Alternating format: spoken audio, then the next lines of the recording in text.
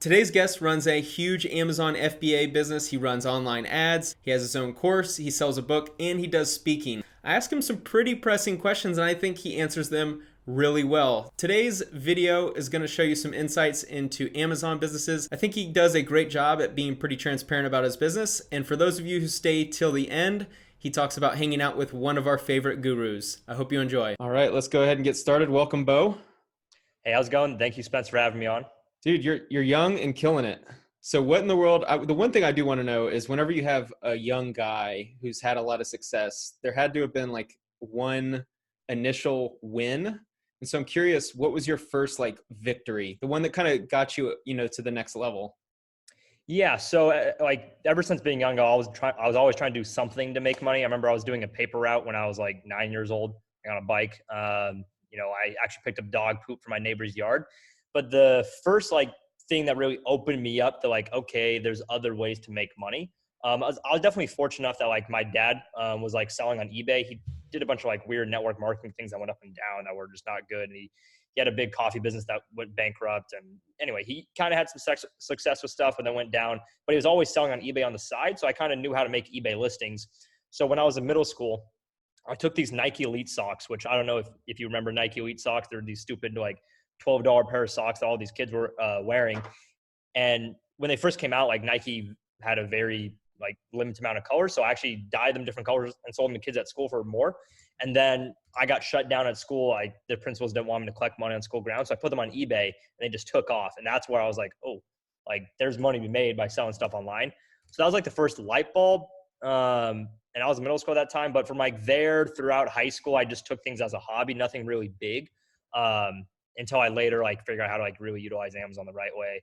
And then, yeah, so I mean, that's kind of the first little thing. Cool. I guess. So in your most recent Instagram post, you said that you wanted to build a community of legit, capital legit Amazon sellers. Can you define what you would consider as legit versus a non-legit Amazon seller? Yes. So definitely from like your channel and CoffeeZilla, like there's been a lot of like critiques of Amazon sellers, which I think is amazing. Like, I mean, I actually accidentally got into the business of whatever you want to call it, being an Amazon guru. But I started off my YouTube channel kind of calling out specific business models that people get suspended a bunch in, that don't really work, things like that. But I would say like, cause there's a lot, like Amazon can be a really good business. I've worked with some brands that we help them grow quite a bit. And like, it definitely can be a good platform. It's obviously not easy. It's like takes money, all that good stuff. But I would say just a lot more transparency because I see a lot of it. I mean, especially as of the past 2 years, like I thought that like, people calling out and being more transparent would help things out, but there's a lot more, I would say people that are just like really focusing on the marketing and focus on taking the most amount of money possible. I think it might've been you, but I know you made a couple articles with like the FTC. There was a company who went down, I think it was in 2017. They were called FBA stores. They were a seminar company that they would take about like 35 grand from people. They would offer like a free seminar in your local area for free. And they sell you to $1,000 seminar and they'll upsell you to like a 35 grand thing. That company is called FBA Stores. And I guess one of the speakers for that company was a girl. I don't know her name, but she was like on the Trump Apprentice thing. And she started her own seminar thing, which ended up being Seller's Playbook, which also went down by the FTC. And her husband ended up like killing herself. And it was a really bad situation, but like they scammed a bunch of people too. So the Amazon space, like there's a lot of evil in it, I would say. So I think, I mean, I don't know, like of legit Amazon sellers, like there's some legit people out there, but I think if people can, use their mouth a little more, and just kind of, I don't know. I feel like there's a lot too much of the unethical marketing it because it's like a lot of people understand Amazon. They know it can be a good business. It's kind of, I guess you could say it's easy to sell it. Like it's easy to like for people to go sell a course about selling Amazon. But I don't think people understand, like, if they are selling information or service or whatever it may be, it's like the other person must get value behind it. So I think that's kind of missed quite a bit. Well, I think probably a lot of internet marketing. Yeah, anyway. Yeah. One thing is we have in the real estate space, it's the same seminar format that you just explained. It's crazy. There is a formula that works and no one reinvents the wheel because it's insanely profitable. And my next video, kind of authentic or charlatan video, is going to cover this and how profitable these are. So that's one. And then two, I think what we're seeing with the marketing in your space and drop shipping, these kind of business models, I think the reason why we have unethical marketing is because number one, there's insane money, and you're essentially, most of them are going to sell a lifestyle, right? You're going to sell the cars, the nice houses, because that's what really gets your target audience. It's generally young males right after college that they want to earn money. And there's nothing more obvious than earning money than these, flashy items. And what's difficult for a guy like you is that I'm guessing you don't hold product. So it's not like you can go to a store and be like, here I'm at my Adidas store. You can physically show you have a lot of customers, you have a lot of products. So you're kind of left to a screenshot. So I think you add in these factors, it makes it really challenging to sell yourself and your brand, certainly harder than other brands. Yeah, that's a good point. Yeah, actually, my demographic is actually quite a bit older. It's actually funny. Oh, Like, is it? yeah, I'm definitely like younger than most people, but like I whatever. I kind of flash my test a little bit, but I would say like the average people who actually end up buying like my books and courses, which I have younger people too, but it's usually like late 30s, things like that, which I always find ironic. But I think it's because also the things I feel like with a lot of unethical marketers, I don't know if it always works for everybody. I see there's a lot of people that are trying to like really flash around and like do all that stuff, but like it definitely hits a certain demographic and probably at scale it works for some people, but I think a lot of people probably do it wrong too. But anyway, yeah. Yeah. So one post you shared your screen indicating that you made 305,000 from Amazon FBA sales. Was that monthly or yearly? And can you break down your balance sheet in terms of revenue versus expenses? Yes. So that's gross monthly sales. I use a software called Inventory Labs, which I've shared like my Facebook group, stuff like that. It's usually around like 18 to 23% actually ends up being profit. I have a few other Amazon accounts too and other brands that I manage, but that's like one of my main Amazon accounts right there. But yeah, so practically, because if you take gross sales on Amazon, how it works, let's say I sell like this phone case, right? Mm-hmm. Let's say the phone case sells for $30 on Amazon. Well, I'm gonna have a product cost, and let's say the cost is like 15. If after Amazon fees I make $5, then 5 divided by 30, that's I can't do the math right now. What is that? It's like whatever 16% or something like that, or 20%. Anyway, I'm doing really bad math right now. But yeah, so that's how it's breaking down. Yeah, thank you for answering. One thing I look for with my series, Authentic or Charlatan, is it's okay to use your revenue numbers. I Yeah, do the same thing with my income. I do kind of routinely, I do videos kind of discussing how much I make. But to me, it's important that people also indicate that what their expenses are, because it's very impressive that you made 300,000 every month. I mean, regardless if you spend 300,000 on ads, you still brought yeah, that much in. That's difficult to do. But it's a different argument if you spent you said 15%, so you're probably spending somewhere in what 200 to 250,000 a month, and whatever the expenses are. It's a much different argument than someone that can make 300,000 on just hypothetical 5,000 on expenses, right? It's a much different business model, and that's something in your industry that I wish there was a little more of. Was just explaining a little more of the process. Because you said 15 to 16%, and I imagine you're probably at the upper scale of success, or yeah, you probably, in terms of skill, you're probably more of the upper tier. yeah. And for you to make 15 to 16%, that means that there's probably others that make less. And then you start getting into that. That's a pretty tough business model if you're making less. Would you agree or disagree? Yeah, that's actually a good point. I probably am not that good enough actually kind of explaining that like this is not profit. So I probably should be a little more clear on that. But yeah, so there's two different models on Amazon. There's private label, and then there's like practically like the only ones that actually are legit is selling name brand products, like buying a wholesale. People call it the wholesale model. People actually end up making around the same margin. I would say like between 15 to 25%. Some people make a little more if they're getting lucky. I have a couple buddies in the supplement space that they're making like a 50% margin, but usually like, because with private label, you have to spend money on ads. My business model, you don't have to spend money on ads. But I mean, yeah, I wouldn't say it's a bad business model. Like what I tell a lot of people and what I try to do is as well, if I'm going to work with like a new supplier, get into a new product, I'm aiming for like a 10% ROI. So return on investment every single month, which is like good if I can consistently do that. And then later drop the price by getting a better deal with my supplier, getting a better, shipping cost on things. But Now, would you calculate that whatever you just mentioned is 10 to 15%, whatever it is yeah. that on your entire business, or are you looking at as each product that you find, you're looking for that 15% roughly? So if I'm going to work with like a new vendor, supplier, whatever it may be, who I don't have a relationship with, so I can't really negotiate things like that. Like I want to be at least a 10% ROI. So that's practically if I put $100 in, I get 110 out. So that'd just be on the product. And then overall, once I do that, selling it more, then I can negotiate for lower costs. And then hopefully, get the ROI up a little bit more. So. Yeah, makes sense. All right, so you've recently had a little drama with Valiant Consultants, Oh yeah, yeah. and we don't No, have to go into too much particulars because there was some issues on videos possibly getting taken down. But they promote Amazon automation. Is that correct? That yeah. So buzzword term. over the last like year and a half, there's a thing called Amazon automation, like packages and things like that Yeah, being can you just promoted. expand on maybe what that means and what your thoughts on that business model Yeah. is? So Amazon automation, it started off with people who do drop shipping in Amazon. There's a business model called drop shipping where practically, let's say you list 100 products on Amazon, but you don't actually own the inventory. You never even bought it yet. You've never paid for anything, and you just list it because you see that you can get it for cheaper, like on Walmart.com. That's literally like most people's business models on Amazon drop shipping is finding stuff on Walmart.com and selling it for more on Amazon. That's completely against the rules on Amazon. Like it's a very high rate of getting suspended. It's very clear in Amazon's terms of service that you can't do that. Now, drop shipping, there's one way that you can actually do it with when it's within the rules. It means if you're actually working with a distributor or wholesaler, let's say like Hasbro wholesales out a bunch of products to like a distributor in New York. If that distributor in New York is willing to drop ship the products for you, that's allowed, but you can't do it from a retail site. But anyway, long story short, so people would take that model of like drop shipping a bunch of random items from a bunch of retail sites onto Amazon because it's pretty easy to generate sales quickly. It's not easy to keep your account up or make profit or even not get suspended. And then people, instead of them, and their excuse would be for this automation service is like, hey, Amazon only allows one account. So we're gonna open for other people to do this for you because you can open up another account because you have a different household and a different name, and you just pay us 25, 30, 40 grand and we'll do it for you.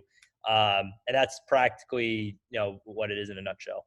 My head is spinning. Man, I had no idea that that was the case because there's this app. Are you familiar with Honey, the little Google Chrome extension? Yeah, yeah. Do I get discounts? Yeah, I feel like that would be a way to kind of hack the system is you just spend all day surfing websites and Honey will say, hey, you can get this product discounted over at this other site. Yeah. And then you just buy it at a discount sell on Amazon. I had no idea that that was illegal.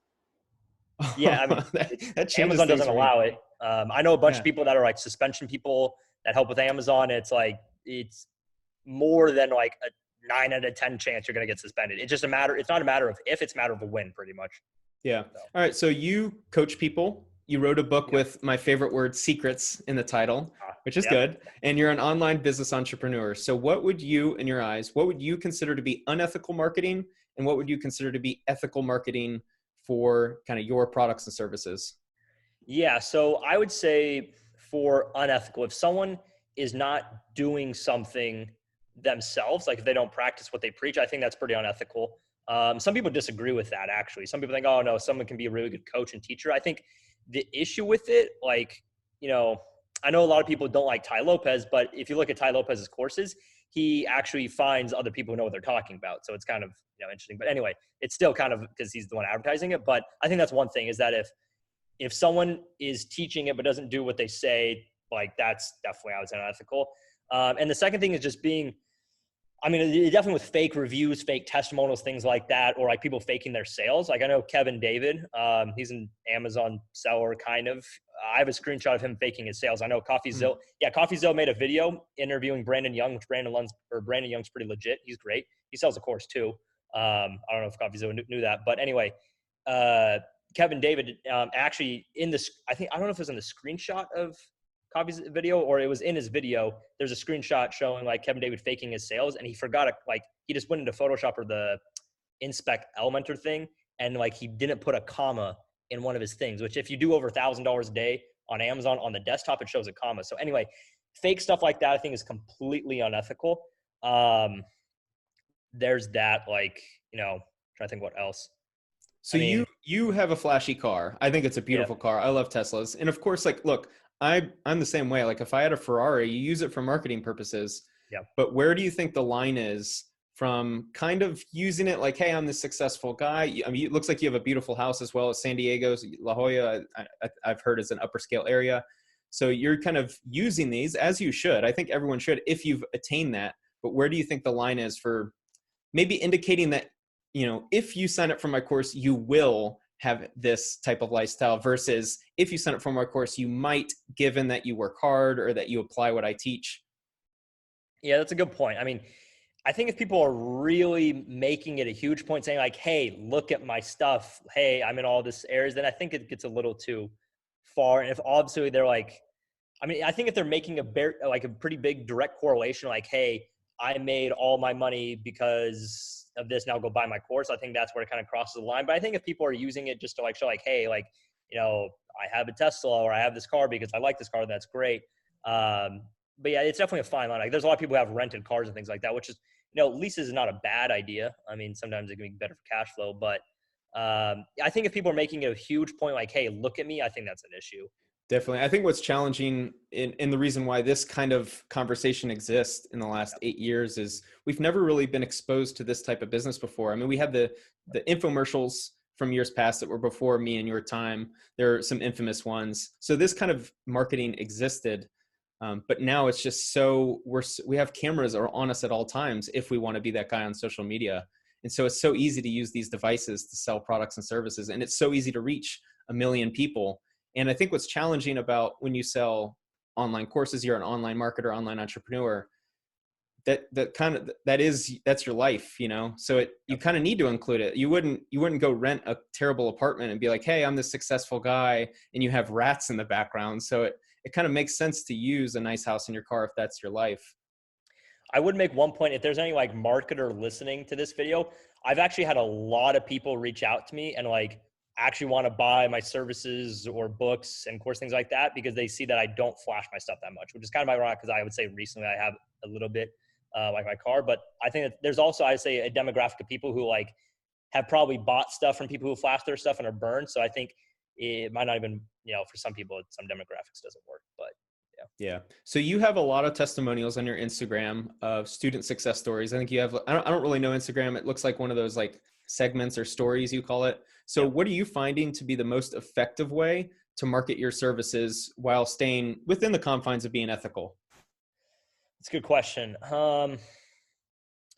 What I would say, like, with marketing and like, for the best results, what I've realized is that like, that's a good question.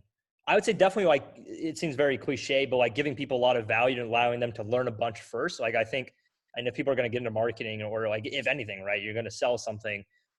People don't really buy when they first see you. They want to like, know what you're talking about, all this stuff first.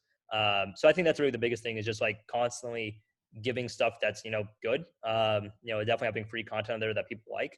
And, really, I think that's probably the biggest thing. So. Yeah, I'm sure that's a hard number to track, like because they might see a YouTube video and then they might click on your Instagram, and then the third picture they see is a Tesla. They love that brand as well, so then they have a connection with you, and then maybe it's 3 weeks later that they see a testimonial. So was it the YouTube that got them into your kind of funnel into your brand, or was it the testimonial? It's hard to track which one's better.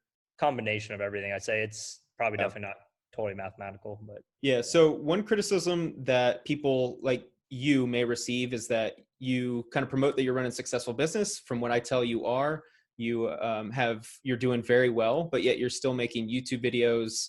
It looks like one every day right now. So I think a common criticism is, so you're running on this successful business. How do you have time to make YouTube videos? So can you kind of either defend yourself or yeah. explain how you're able to, find the time?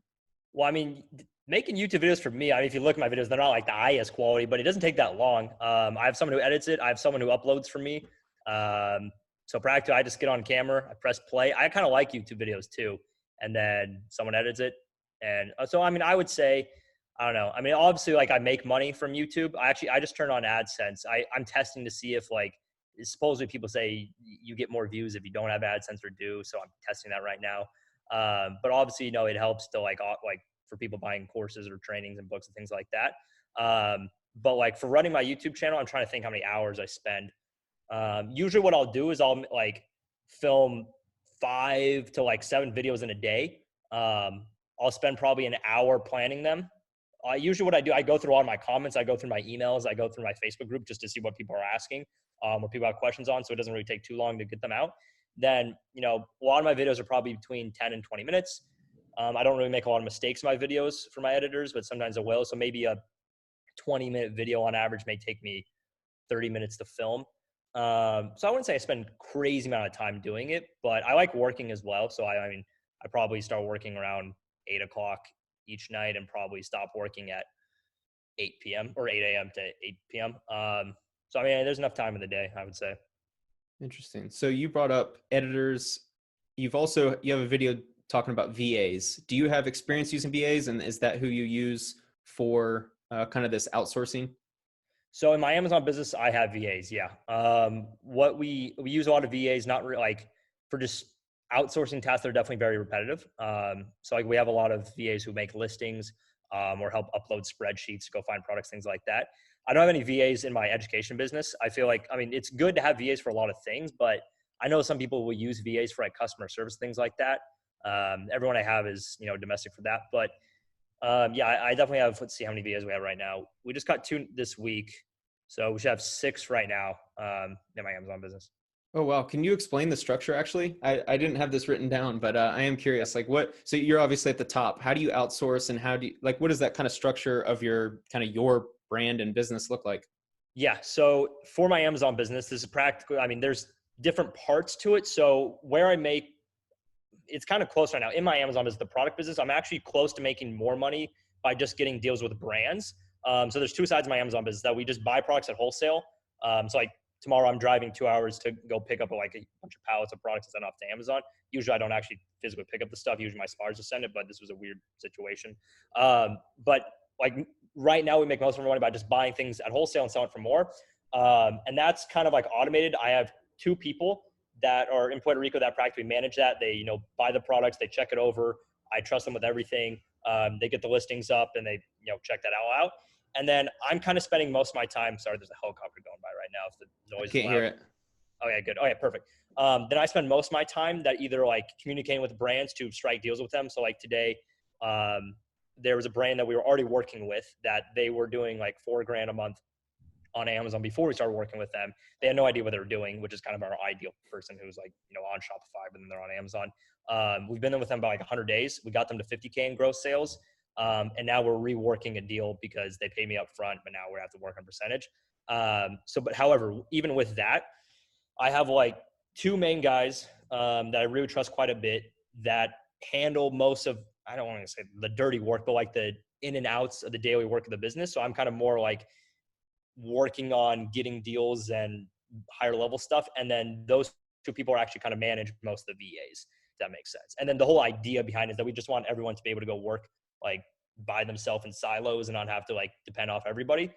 We keep one form of communication, so everything's like really fast with everything. But I mean, yeah, that's kind of, but anyway, so for VAs, I have practically 2 people who manage the VAs, and then they just go on to like onlinejobs.ph, which is a website for VAs, and they do interviews, things like that. And then hopefully we don't need more, but when we do need more VAs, it's because we're got too much stuff. I was gonna say, dude, you need more. There was someone commenting the other day. It's like, oh, you should look to pay less taxes. I'm like, dude, I can't wait to pay $1 million in taxes, because in order to pay that means I'm killing it. Yeah, that's a good point. Do you have any experience running any ads online?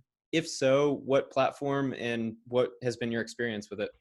Yes. So I do have experience running ads. And again, I like would pay people to run my ads. So I would make the videos and they would go do all the stuff on Google and Facebook. I know like a basic level on how to like do it, but I've always outsourced it. So but yeah, I've ran a lot of ads on YouTube. I could check. Last year I spent 600 grand on YouTube ads. Facebook was like 150. So yeah. Holy, dude, that's wow. I was spending 100 grand a month on YouTube ads at one point. 100 grand a month? Yeah. Right now we're at 25. We're kind of in the rebuilding, reworking stuff because we had a bunch of different changes.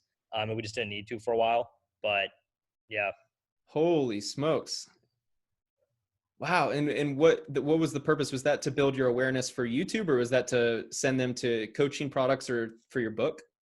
Yeah. So it was a little bit. Some of it, a very small budget was like kind of just advertising like free videos on my YouTube channel. So I would have like a playlist that I advertised quite a bit. But most of it was actually running ads to like a webinar, stuff like that. And then I would offer like a course at the end. It was actually a live webinar. A lot of people do recorded ones.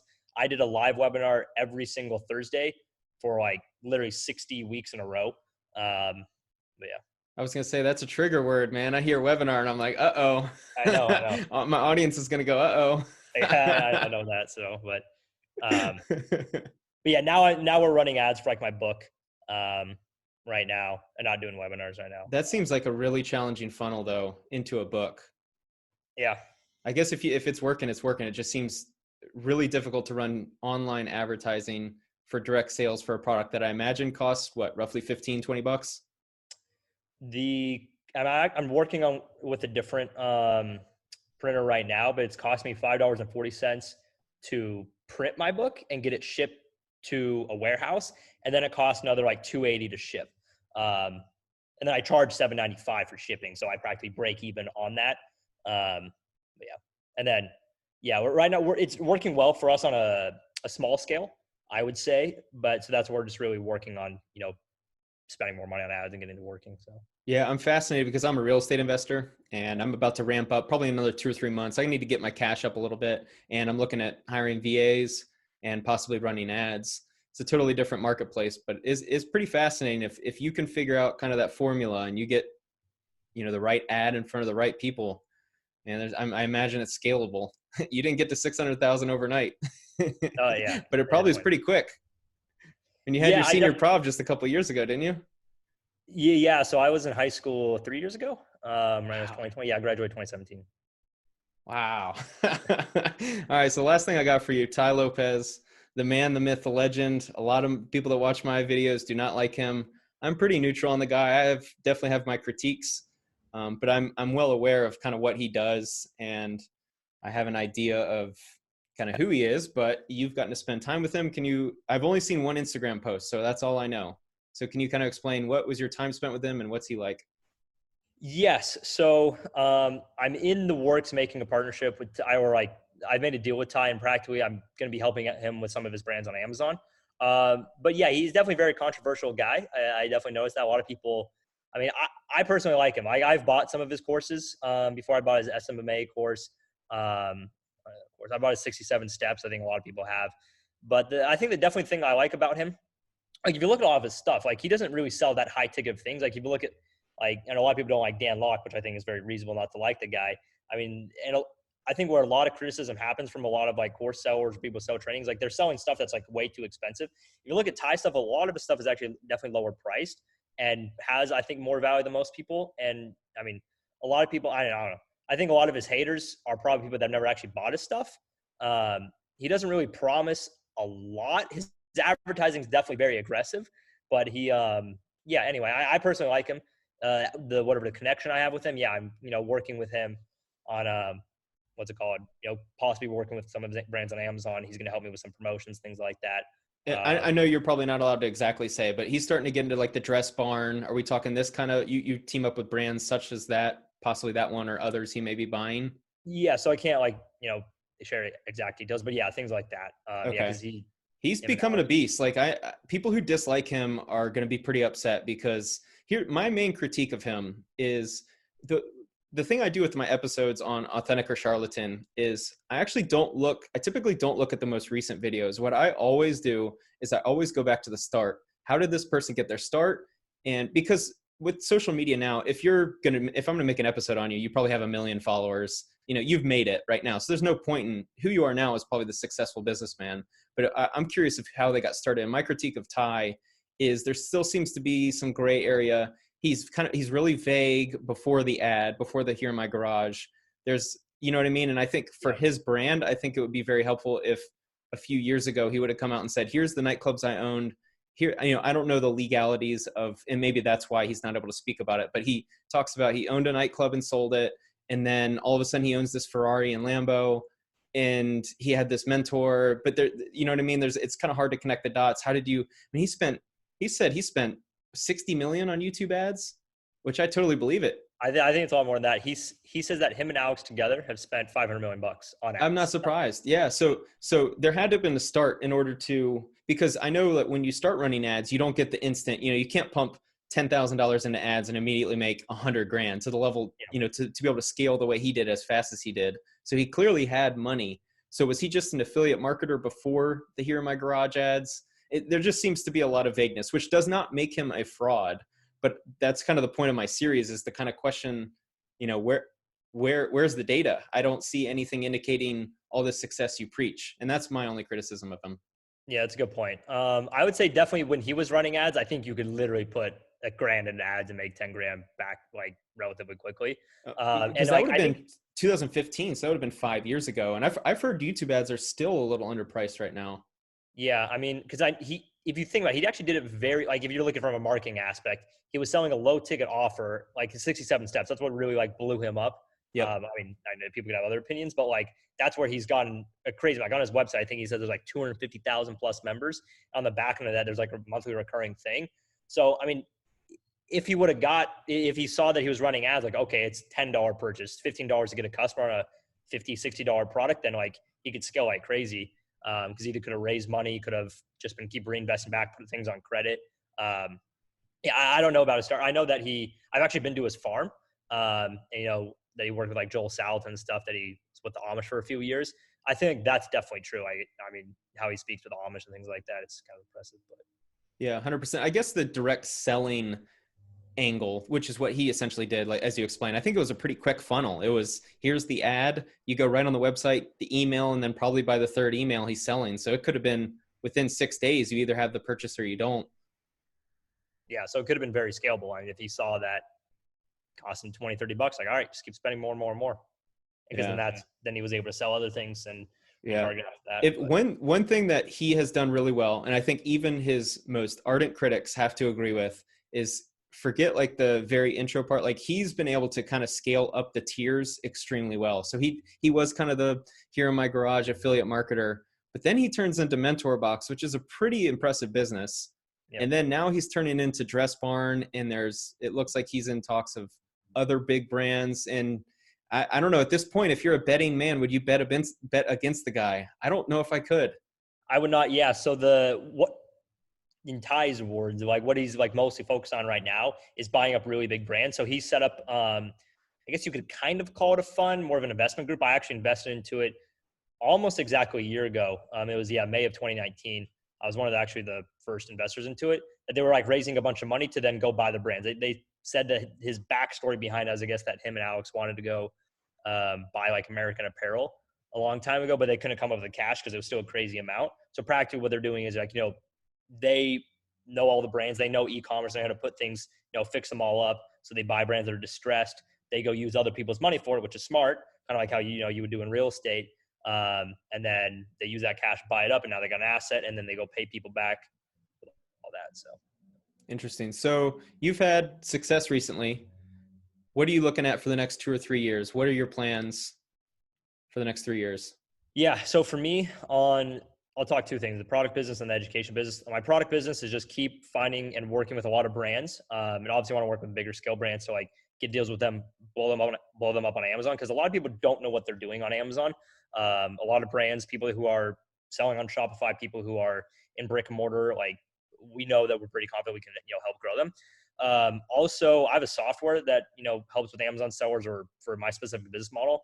I'm about a few weeks from relaunching it. I already have about like 600 members onto it, but it was like kind of really ugly. It worked perfectly, but like we're rebranding and making a lot better. So definitely probably once that's launched, we put a lot more focus onto that and maybe want to eventually sell it in the future. I don't know. See, I set up a different entity so I can sell it at whatever amount of profits eventually. But then the education business, I don't know. I mean, I'm not sure if I will always be selling courses and books and things like that. I'm thinking about switching a lot of stuff to B2C or B2B with my software, but I like it, as long as I see people are still getting results. I survey people every quarter. As long as I still see people getting results, that's great. Focusing a lot on the book right now. So working on that. I think I'm gonna be coming out with an updated version of my book, hopefully in the end of the summer. But just keep improving every single day. I used to be a really competitive like track and cross country runner, and the biggest thing that I loved in track and cross country was like the entire goal is just to improve. Like you're trying to spend an entire year to get 4 seconds faster in a mile. So like with everything that I do, my goal is just to get better and better than last month, last week, yesterday, etc. So yeah. So with these brands, what kind of position are you generally dealing with? Is it like a sales director or a marketing director that you try to get in touch with? ideally the owner. I realized that like it's hard to get a customer service person or a salesperson marketing thing. And usually the brands are like small enough where they're the owner's kind of calling the shots quite a bit and they're not too corporate. Cause like, I actually was close to getting a deal with Sephora, but they were just too corporate and they were just like impossible to communicate with because they didn't understand. Like they're like, oh no, we don't want anything to do with Amazon because you can, if you're a brand, you can actually sell to Amazon. So Amazon will buy your stuff from you and they'll sell in this thing called Vendor Central, and they just screw people. It's ridiculous. Like they force you to sell at a specific price. They charge you extra fees. They make you run ads and all this stuff. And I was trying to explain to like one of their marketing guys, because I was talking, I don't know if it was a marketer, I don't know who I was talking to, but I was talking to like a regional director or something like that of Sephora. And like, I was like, you guys don't understand. You literally, like, there are Sephora products on Amazon. If you type in Amazon Sephora, that's literally people going to like retail stores and just selling it there. But Sephora is not on Amazon. I'm like, you guys are literally probably missing out on millions of dollars a year that there's like tens of thousands of people searching for Sephora already. So anyway, I don't really work with like huge brands to get them on Amazon, but so it's usually smaller mom and pop shop brands that like, they like, you know, they're not really too corporate. So it's easy to communicate with them on that. But yeah. Interesting. So you're really helping these businesses. So in order for you to get paid, they need to sell product, I imagine, Yeah. depending on, okay. See, that's a totally legit business. Yeah. And that makes sense. I think some of your marketing material or some of your videos, you kind of talk about how you run kind of the best form of Amazon because these brands are going to be around. And if you still have the skills and you know what you're doing, you're going to be able to help these businesses. Yeah. Cause a lot of the Amazon gurus and people who sell courses do private label, which private label can be a good model. But the issue with majority, like 95% of the people who sell Amazon courses out there, they're buying a private label course and then they're buying other courses and they're making a course on top of that. Like, and that's what Kevin David's done too. Like it's the same thing. And then people make courses off of Kevin David and there's a Tanner J. Fox guy and people make courses off of there. So like private label can be a good business, but the people who are teaching it are pretty bad. And like, I just have a buddy who's actually this week, he's in Puerto Rico. He's about to like sell his business for 25 million bucks, a supplement brand.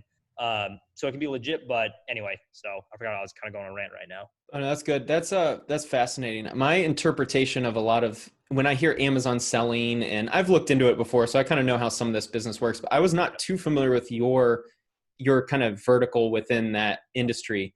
And my interpretation was that a lot of these people had one big product launch. They found, hypothetically, I have an Apple mouse. They found an Apple mouse and they sold it on Amazon, made $100,000 in a month.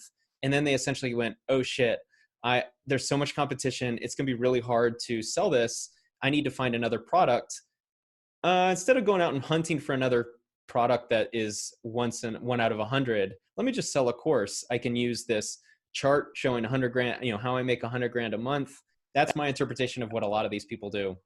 Yeah. Do you remember fidget spinners? Yes. Yeah.